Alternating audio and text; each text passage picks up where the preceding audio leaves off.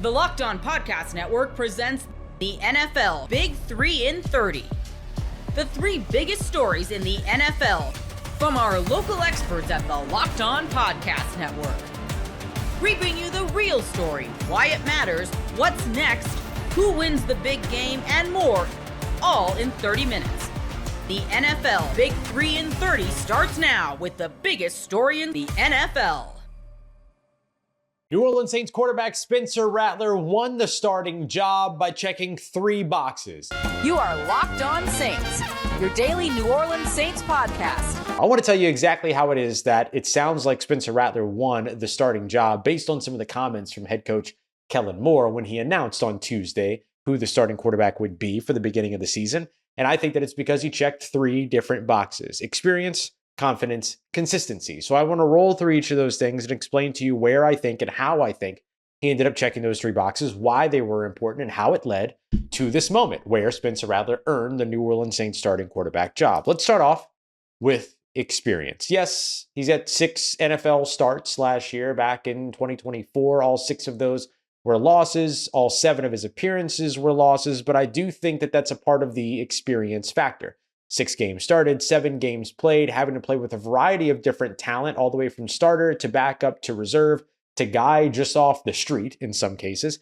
And I do think that navigating that level of adversity is in and of itself a level of experience, but it goes beyond the NFL days as well. Let's go back to college for both Spencer Rattler and for Tyler Shough. Yes, Tyler Shough spent more years in college than Spencer Rattler, but Spencer Rattler saw more offensive snaps and more passing attempts as well. So I do think that experience was a big thing that checked the box for when it came to Kellen Moore and making his decision. And he said as much. He mentioned the experience of Spencer Rattler, not just the experience, but the ability of bouncing back from and managing adversity. He said that a lot, that he wasn't necessarily put in the best of positions, that he has dealt with some things, all of that goes to factor towards experience. It's not just playing experience. It's also the experience of navigating a tough situation. This is a New Orleans Saints team that is going into 2025 with a brand new offense, a brand new defense, brand new head coach, brand new defensive coordinator, new play callers on both sides of the football, a new quarterback, a new offensive system, and a new defensive system. There's a lot of adversity that could be on the way as this team goes through the growing pains that Tyler Shough has highlighted in recent interviews himself. And so going with a guy that has already begun to navigate and show that he can navigate those growing pains, that is a level of experience that I'm sure was very appealing to Kellen Moore. Let's take a look at confidence next. Confidence comes in a bunch of different kind of shapes and sizes. So I'm going to highlight 2 things in particular. Confidence in terms of decision making. We saw that being a big thing that Spencer Rattler took a large leap in going from 2024, where, for instance, oftentimes he held the ball a little bit too long, got him into some pressure situations and trouble when it came to opposing pass rushes, things like that. But then he got into this first training camp, and the first thing we saw at the very beginning of training camp from him was how much more decisive he was, how much more aggressive he was, how much more confident he simply was, and how quickly he moved through his progressions. When he made a decision, he went after it, all of those pieces. So there's that level of it as well. But there's also kind of the bounce back side of it. Spencer Rattler had a habit during training camp where any time that he had a negative play, he would almost always follow it up with something that made you go either ooh or ah, and sometimes both ooh and ah. But jokes aside, like him being able to bounce back from that, you look at the Jacksonville Jaguars game. What happened right before he leads this hurry up tempo 2-minute drive to get within 2 and then tie the game with the 2-point conversion? And interception gets thrown on a quick slant that he was trying to go to. Now, Mason Tipton has kind of owned the fault of why that interception happened, needing to push harder, play through the corner, all those other things. So Mason Tipton has kind of borne the brunt of that a little bit. But Spencer Rattler has talked about it from him too. It's an RPO. You got to get the ball out quickly, because otherwise, if you don't, you've got illegal men downfield. So he gets the ball out, it gets intercepted.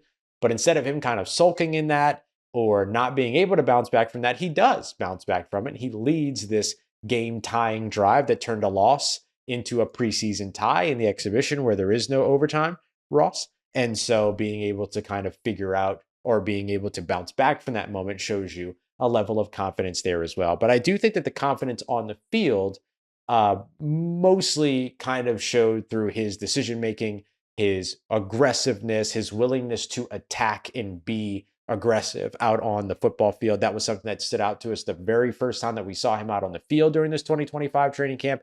And that remained all the way through training camp, which brings me to my final point. And the final one of the other things that Kellen Moore highlighted, which was consistency. It was actually the first thing that he highlighted about him. He talked about how Spencer Rattler is going to be the job. He has been so consistent throughout training camp. Like those two things were almost back to back with one another during the announcement on Tuesday. And I think that the consistency can be seen both in sort of the observation of the eye test, but also through the numbers, right? If you add up all of his 7-on-7 passes in training camp, his training camp passes, his team drill passes in training camp, as well as his passes and completions from the preseason, he completed just over 70% of all of those passes. That is a level of consistency that I do think is something that you as a head coach would be willing to take, first of all, because 70% completion percentage in any game is really, really good. But doing that over the course of an entire summer just shows a level of consistency. Now, remember that keeps in that number includes things like I said, 7-on-7s where there's no pass rush and stuff like that. So it is what it is. But look, you take those same numbers and you go 7-on-7s, you go team drills, and you go preseason, and Tyler Shough is not in the 70% range. Tyler Shough didn't perform poorly by any stretch of the imagination, and I cannot stress that enough. It's actually one of the big reasons why I'm harping on the word earned for Spencer Rattler, because it feels very much like he earned this job, not that Tyler Shough lost the starting role, right? It always felt like it was Spencer Rattler's to lose in the first place. He did not lose it, nor did Tyler Shough, but Spencer Rattler walks away with it because he absolutely earned it. And I think that these three things tell you that: experience, confidence, consistency. And I'll mention one other thing too that I think came to the mind of Kellen Moore very quickly during that press conference on Tuesday, where it was also the mobility, right? His ability to be able to make plays, not just with his arm, but with his feet, as Kellen Moore said. I do think that there is a value in each of these quarterbacks, really, Tyler Shough and Spencer Rattler. But with Spencer Rattler not being hindered by not being able to bring this, I do think that there's a value that comes with him, his ability to be able to make plays with his legs, obviously something that Kellen Moore likes. So experience, confidence, consistency, those feel like the qualities that led to Spencer Rattler becoming the starting quarterback. August 26th is officially FanDuel Futures Day, a brand new holiday for football fans who live for bold predictions and preseason hunches. For just 24 hours, FanDuel is giving you deals on NFL season predictions. So whether you're calling your MVP, eyeing a long shot division winner, or ready to crown your Super Bowl champ before week one even kicks off, this is your moment. Perhaps you believe the Green Bay Packers are going to win the Super Bowl this year, or maybe you have a division winner, dark horse, you'd like to parlay. Maybe the Broncos and the Seahawks. You'd get some juicy odds on that if you wanted to do it. Visit the FanDuel app today and start planning your futures bet now, because Futures Day is one day and one day only. FanDuel, play your game. You are Locked On Titans, your daily Tennessee Titans podcast. We got to look at the waiver wire, because the Tennessee Titans are number one in the waiver wire. And I've explained this before, but if you're new and you haven't heard me explain it, the waiver wire in the NFL does not work like your fantasy league. You don't get to acquire one guy and then you go to the back of the list. The Titans finished last in the NFL last year. That means they are number one in the waiver wire all the way until week 4 of the NFL season. And it doesn't work where you pick up one guy, you claim one guy and go to the back of the list. The Titans can claim as many of these players if they want. If the Titans wanted to claim 30 players, they could claim all 30, and they would have the right to claim them before any other team. The Titans have right of first refusal for any player that is on waivers. And again, any player that's played less than 4 years in the NFL hits the waiver wire. Anyone who's played longer immediately becomes a free agent. All right? So, like if the Titans cut Calvin Ridley today, he wouldn't go on waivers. He could just go sign with whatever team he wanted. But if the Titans cut Chimdike today, he goes on waivers. Do you guys see what I mean? Anyways, moving right along. Let's go position by position here. Running back. Running back is the most important spot right now. I think the Titans can add somebody with Tyjae Spears going on injured reserve and with Khalil Mullings not only being a rookie, but also being banged up. You guys know I'm not very high on Julius Chestnut. Mr. August, the preseason superstar. I don't think that Julius Chestnut is an NFL running back that needs to be on the NFL roster. So, a couple of guys became available. Audric Estime played for Notre Dame. Huge, big-bodied power back cut by the Denver Broncos. The Broncos have kind of a deep running back group, which is why a guy like Estime would be let go. But I just think that Estime is a perfect fit with what the Titans need. I said this on the Titans Squad show with Brad Hopkins and Julian Missinone. Tony Pollard is not thunder. Tony Pollard is lightning.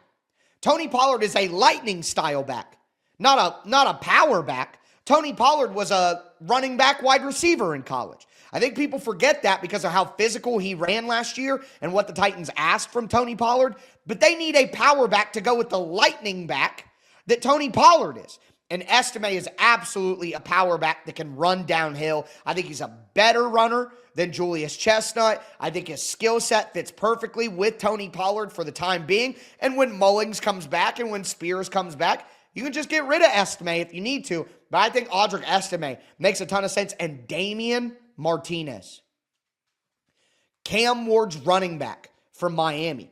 I like Damian Martinez in the draft. Let me also say, Ollie Gordon looking awesome for the Miami Dolphins. And a bunch of us, me and a lot of you guys who listen to me, we were pining for Ollie Gordon at the end of the draft. And now he's going to be good for the Dolphins. Very sad. But with that being said, Damian Martinez is a guy that I liked late in the draft as a power back who knows Cam Ward, is comfortable with him. I think either of those guys, Audric Estime or Damian Martinez, could be really good waiver wire additions for the Titans. Also, Khalil Herbert, who Herbert isn't going to be a waiver wire guy, but I would take Khalil Herbert over both these guys instantly. I would just go ask Khalil Herbert if he wants to be the Titans' number 2 running back right now and get 10 carries a game. I would go get Khalil Herbert right away if I was the Titans. But since he's a free agent, not a waiver guy, he will have his pick. But those are names that I would focus on right away for the Titans because running back is a desperate need, in my opinion. Not only that, but wide receiver. We talked about the return possibilities for the Titans and why it was kind of a shocker that James Prochet was let go, considering the Titans don't have, another punt returner lined up. Well, what the Titans could have done is they could have seen a guy like Trey Palmer get cut by the Tampa Bay Buccaneers because they have so many. See, I've seen a lot of people say, why would we pick up all these dudes who got cut by other teams? They're obviously not good either. Guys, the Titans are the worst roster in the NFL. It is entirely likely that players 40 through 60 or 50 through 65 on a playoff team like the Tampa Bay Buccaneers or the Rams or the Ravens or something like that, it's incredibly possible that player 50 through 65 is better than the Titans 40 through 55. Like, this is the worst roster in the league. That's the point. So, yeah, these guys are being cut by other teams, but a lot of these guys are being cut by other teams that are better. And even if the entire roster isn't better, look at a team like the Tampa Bay Buccaneers and how much talent they have at wide receiver. They have Jalen McMillan and Emeka Egbuka and Chris Godwin and Mike Evans and Sterling Shepard. And now they had Trey Palmer. And, some teams just have really, really heavy position groups that have 7 or 8 guys who should be on NFL rosters. And then think about like the Titans linebacker group, where there's only 3 guys even worth it.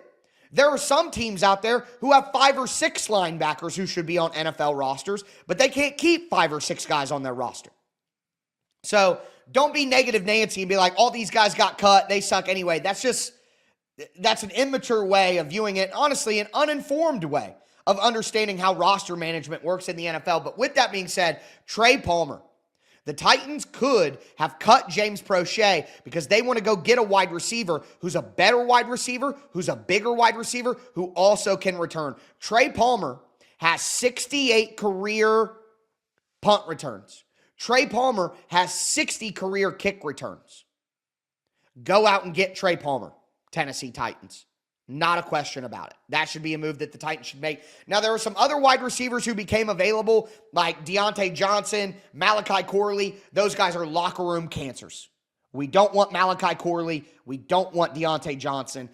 A lot of people know that Deontay Johnson is a crap teammate after he quit on the Ravens in the middle of the game and he's been bounced around. Most of the general public knows about Deontay Johnson now, but trust me when I tell you, you don't want Malachi Corley.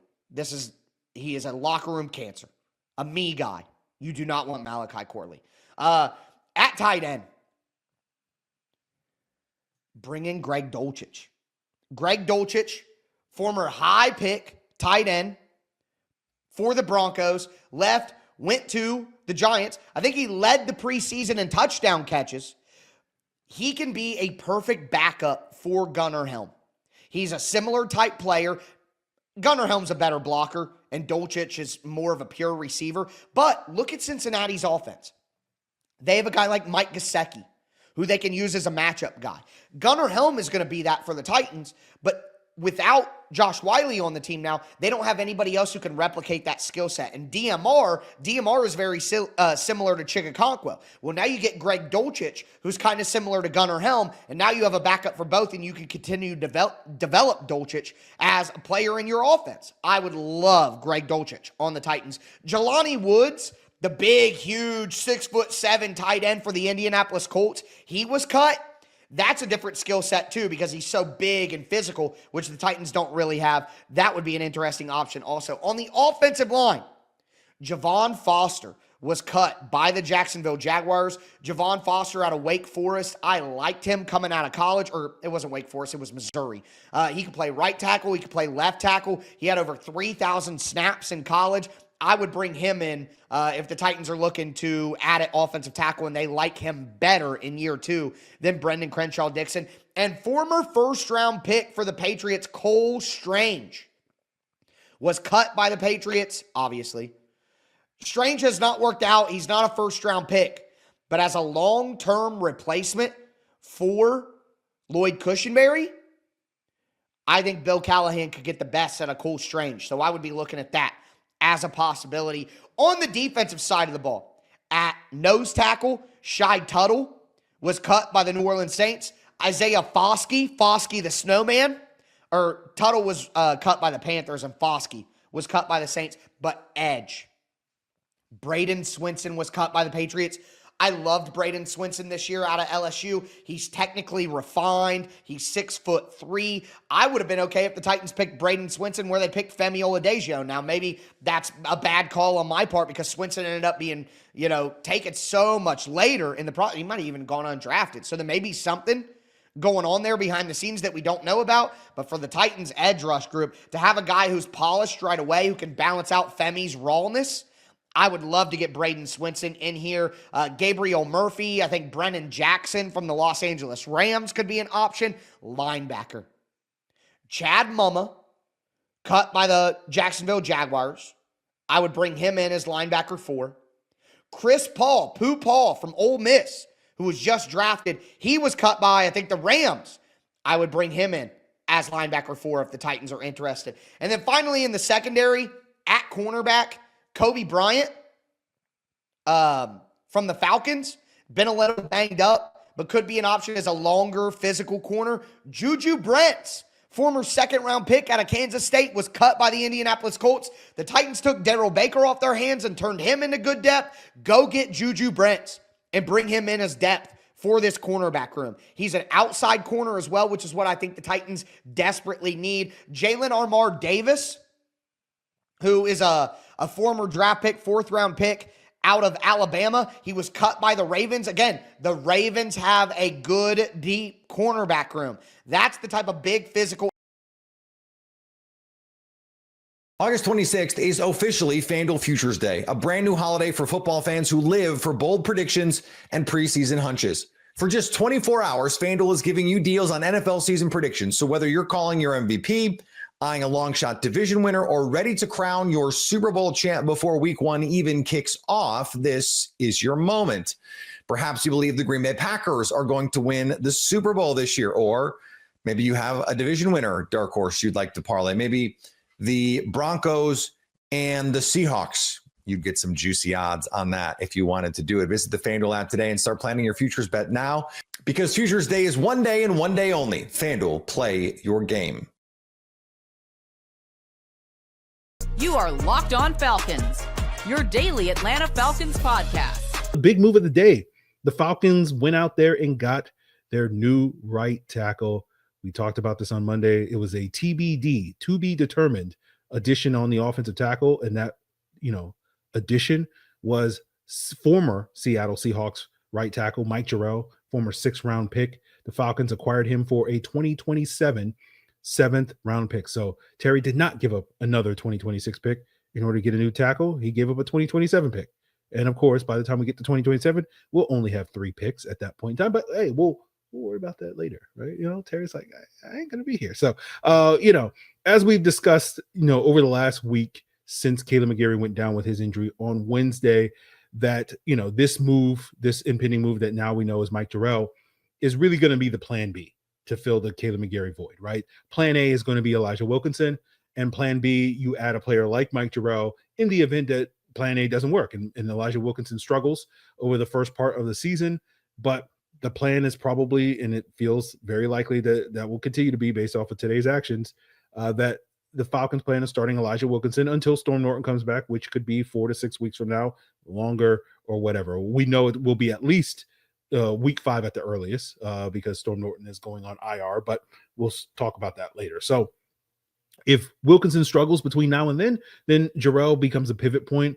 As I've mentioned before, that's probably not going to be week 1. Maybe that's week 3. That gives Jarrell a month to get up to speed in this offense, which is the usual timeline that it usually takes to when you add a player before you can really count on them to make significant contributions. So it's like week 3, week 4, maybe week 5. Is your sort of target date for Mike Jarrell. But in the meantime, it's going to be Elijah Wilkinson. And as we've said all along, the goal really for this move and any move that the Falcons were going to make was treading water, right? And, I've seen people express their disappointment that this isn't necessarily a home run trade for the Atlanta Falcons. And I feel like people's expectations were too high, right? I think a lot of people thought the Falcons were going to find some set it and forget it right tackle. And all of a sudden we were like, oh, the right tackle position is no longer going to be a worry for us. And that was never a realistic goal, right? And, I've seen people say, oh, there were better tackles available. And I'm like, who's better that's available than Mike Jarrell? There certainly are older tackles, more experienced tackles than Mike Jarrell, but you got to remember, you need to find somebody who actually has experience playing right tackle. And Jarrell has that 4 years as a starter in college at Findlay in Division II, 40 career starts at right tackle, 3 starts last year at that position. And I've seen a lot of people pushing for like the Cam Robinsons of the world and the Andre Dillards of the world that have no experience playing right tackle. And switching sides isn't easy. Penei Sewell, as talented a player as we've seen come into the NFL in the last 10, 20 years at the offensive tackle position, took 6 months to learn how to make the switch from left to right side. And that was one of the better, transitions that we've seen, one of the more successful transitions that we've seen. There was no realistic world where you could sign a left tackle and teach that guy to play right tackle in 2 weeks, right? And then you talk about scheme fit. And Jarrell is, at least in theory, we'll talk about that later, but in theory is a scheme fit, right? In the outside zone scheme. Now, Seattle didn't run a ton of outside zone last year. They did switch to that with Clint Kubiak being their new offensive coordinator this year. And I've seen some various reports that, maybe Jarrell didn't necessarily fit quite, but he has the skills. I'm sorry. I was going to say schools. He has the skills and the tools to fit in an outside zone scheme because he's a good athlete. He can get on the move. I've seen him climb to the second level. So there's upside there. There's developmental upside for him to be a good fit in the scheme, even if, it may take some time, again, to get him up to speed in it. And, I've seen, people suggesting right tackles that aren't scheme fits, right? At least in theory, Jarrell is. These guys that are purely gap guys, right? And, you're sitting there saying, but Aaron, you've been talking about diversifying the run game. And it's like, yes, some. Diversifying the run game, some. right? It was never going to be a complete overhaul and a brand new scheme that the Falcons were going to run, switching away from an outside zone scheme. We've heard Zach Robinson say this, right? Going back to the beginning of August, right? We being, the preeminent Zach Robinson zealots, we monitor everything that he says. And he said, basically, we're sticking with our core foundation of wide zone. We're going to add some complements to get that going. We have some good mixers. And so the question has always never been, oh, we're going to change the run scheme. It's what are those mixers? How many mixers are we going to have? Is it 5% new mixers or 25%? As I've said, 5% is basically you're playing lip service. You're not doing anything. 25% is actually potentially going to move the needle. We'll find out where that number is between 5 and 25%. But primarily the Falcons are going to remain an outside zone scheme. So this was never going to be a home run move that the Falcons were going to make. They kind of made this bed. Now they have to kind of lie in it when it comes to the, offensive line depth. Because I remember back in March, I was listening to a podcast, a daily Falcons podcast, but I can't quite remember the name. But I remember distinctly it was on a March 19th episode where that person who did this daily podcast was talking about how the Falcons' decision to run it back with the same backup offensive lineman was a clear sign of their complacency upon the offensive line. And, I believe this very same podcast, spent the 3 previous off seasons saying, hey, maybe the Falcons should draft an offensive tackle, and whoever hosts that podcast, right? Maybe they're too humble to admit it. But that person seems to know a thing or two about ball.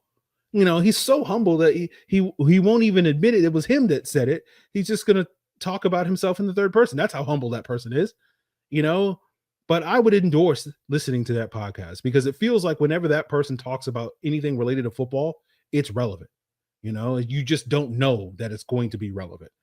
And so if you want to have a conversation about the team's previous complacency, which has been a through line, particularly those last 2 off seasons, right? And the team's decision to ignore or neglect problems in March that are discussed on this, so humble, illustrious podcast, right? That always seem to come back to bite them in August, and they're scrambling in August to add players at these positions that they ignore in March. Yeah, we could absolutely have that conversation. But in the meantime, I'm content with the Jerome move. It's not necessarily something that's going to guarantee success in the short term. Maybe it's an upgrade over guys like Norton and Wilkinson. There's a decent chance he could be. He's got more upside than those guys do, given that he's young and developing. But, it also has some potential long-term impact, right? I think this is a reasonably good bet that the Falcons are making, given the circumstances, right? We know McGarry's going to be back in 2026, but beyond that, who knows, right? That's the last year where his contract is guaranteed. Jarrell's still on his rookie deal, second year of his rookie deal. As a former 6th-round pick last year, that means he's signed through the 2027 season. So if you can develop him behind McGarry for the next 2 years, and again, whatever happens this year, maybe, just maybe, he could be a long-term replacement for Caleb McGarry, 2+ years from now.